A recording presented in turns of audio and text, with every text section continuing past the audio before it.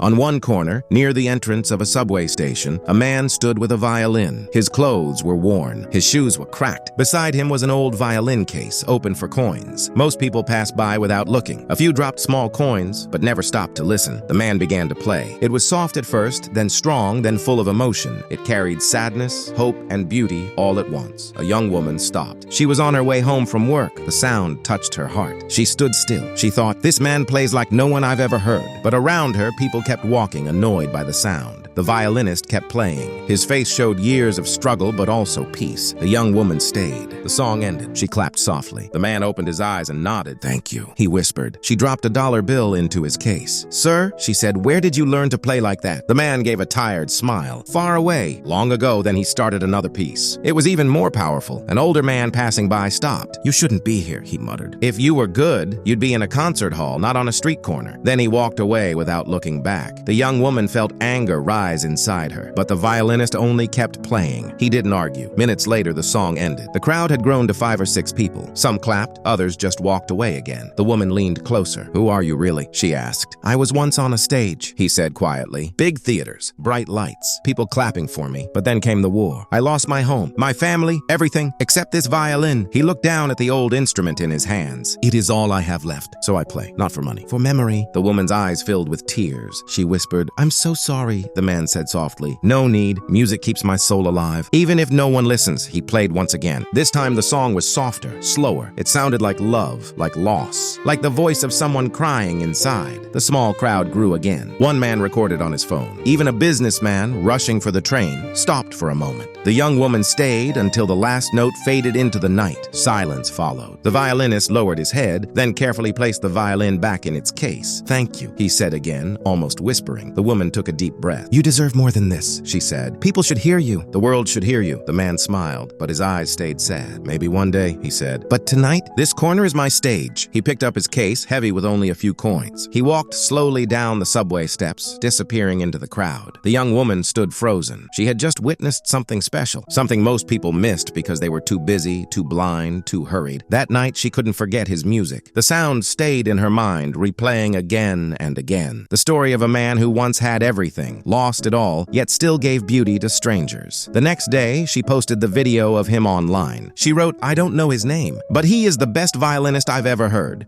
Listen, share, don't let his music be lost." The video spread quickly. People commented, "This man plays from the soul." Others wrote, "He deserves a stage, not a street." But for the young woman, the biggest memory was not the video. It was standing there hearing the music live. Comment, yes, if you would stop too.